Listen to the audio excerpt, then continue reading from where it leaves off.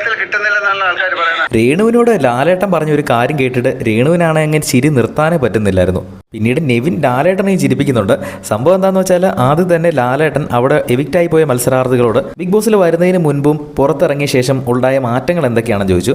അപ്പോൾ രേണുസുദിനെ വിളിച്ച സമയത്ത് ലാലേട്ടൻ രേണുവിൻ്റെ അടുത്ത് ചോദിച്ചത്, എന്താണ് രേണുവിനെ ഇവിടെ കേരളത്തിൽ പോലും കാണാൻ കിട്ടാറില്ലെന്നാണല്ലോ ഓരോരുത്തർ പറയുന്നത്. അതായത് രേണു കഴിഞ്ഞ ദിവസം ദുബായിലും ദോഹയിലൊക്കെ പോയി അവിടെ എന്തോ ഒരു ഉദ്ഘാടനമൊക്കെ ഉണ്ടായിരുന്നു. അപ്പോൾ അതുകൊണ്ടാണ് ലാലേട്ടൻ അങ്ങനെ പറഞ്ഞത്, കേരളത്തിലൊന്നും കാണാനില്ലല്ലോ എന്ന്. അപ്പോൾ തന്നെ രേണുവിന് അത് കേട്ടിട്ട് ചിരി നിർത്താനേ പറ്റുന്നില്ലായിരുന്നു. പക്ഷേ അത് കഴിഞ്ഞിട്ട് രേണു വളരെ സീരിയസ് ആയിട്ട് തന്നെ പറയുന്നുണ്ട്, ഞാൻ വീട്ടിലേക്ക് കയറുന്ന സമയത്ത് എനിക്ക് വളരെയധികം നെഗറ്റീവ് ഉണ്ടായിരുന്നു.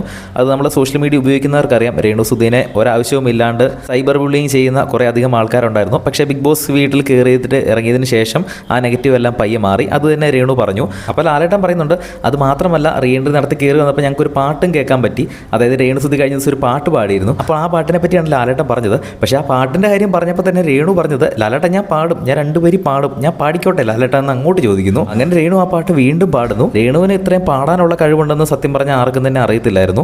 അങ്ങനെ ഈ പാട്ട് കേട്ടുകൊണ്ട് വീടിനകത്തിരിക്കുന്ന നെവിൻ അവിടെ കിടന്ന് പൂര ഡാൻസ് കളിയാണ്. അത് കണ്ടിട്ട് ലാലേട്ടനാണ് സ്റ്റേജിൽ നിന്ന് വരെ ചിരിക്കുകയാണ്. എന്തായാലും ഉടൻ തന്നെ എവിക്ഷൻസ് ഒക്കെ നടക്കുന്നതായിരിക്കും. ആരാണ് വിജയകിരീടം ചൂടാൻ പോകുന്നത് ലൈവായിട്ട് തന്നെ അപ്ഡേറ്റ് ചെയ്യാം. അതൊക്കെ കാണുന്നതിനായിട്ട് ചാനൽ ഇപ്പോൾ തന്നെ ഒന്ന് സബ്സ്ക്രൈബ് ചെയ്യുക. വീഡിയോ ഇഷ്ടപ്പെട്ടാൽ ഒന്ന് ലൈക്ക് ചെയ്യുക.